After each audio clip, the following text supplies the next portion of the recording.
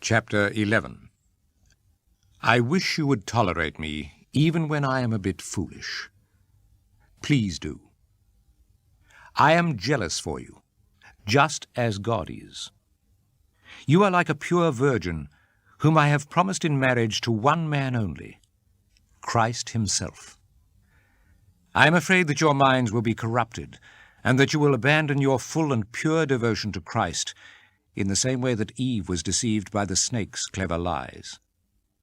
For you gladly tolerate anyone who comes to you and preaches a different Jesus, not the one we preached, and you accept a spirit and a gospel completely different from the spirit and the gospel you received from us. I do not think that I am in the least bit inferior to those very special so-called apostles of yours. Perhaps I am an amateur in speaking, but certainly not in knowledge. We have made this clear to you at all times and in all conditions. I did not charge you a thing when I preached the good news of God to you. I humbled myself in order to make you important. Was that wrong of me? While I was working among you, I was paid by other churches. I was robbing them, so to speak, in order to help you. And during the time I was with you, I did not bother you for help when I needed money. The brothers who came from Macedonia brought me everything I needed. As in the past, so in the future. I will never be a burden to you. By Christ's truth in me, I promise that this boast of mine will not be silenced anywhere in all Achaia. Do I say this because I don't love you? God knows I love you. I will go on doing what I am doing now, in order to keep those other apostles from having any reason for boasting and saying that they work in the same way that we do. Those men are not true apostles. They are false apostles, who lie about their work and disguise themselves to look like real apostles of Christ. Well, no wonder. Even Satan can disguise himself to look like an angel of light. So it is no great thing if his servants disguise themselves to look like servants of righteousness. In the end, they will get exactly what their actions deserve.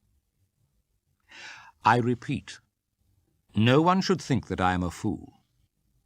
But if you do, at least accept me as a fool, so that I will have a little to boast of. Of course, what I am saying now is not what the Lord would like me to say. In this matter of boasting, I am really talking like a fool. But since there are so many who boast for merely human reasons, I will do the same.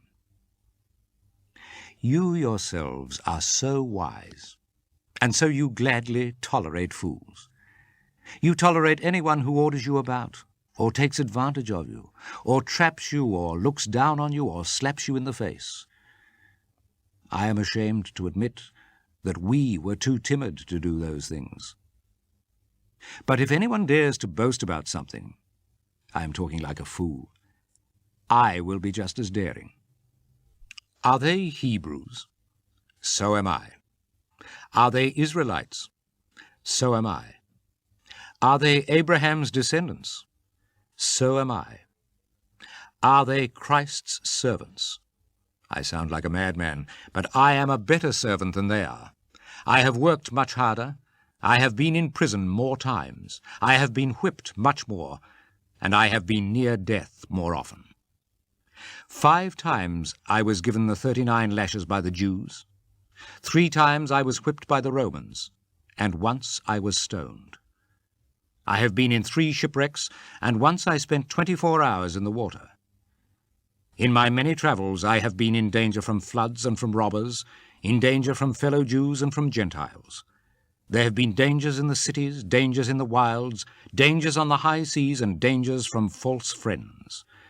There has been work and toil. Often I have gone without sleep. I have been hungry and thirsty. I have often been without enough food, shelter, or clothing. And not to mention other things, every day I am under the pressure of my concern for all the churches. When someone is weak, then I feel weak too. When someone is led into sin, I am filled with distress. If I must boast, I will boast about things that show how weak I am. The God and Father of the Lord Jesus, blessed be his name forever, knows that I am not lying. When I was in Damascus, the governor under King Aretas placed guards at the city gates to arrest me. But I was let down in a basket through an opening in the wall and escaped.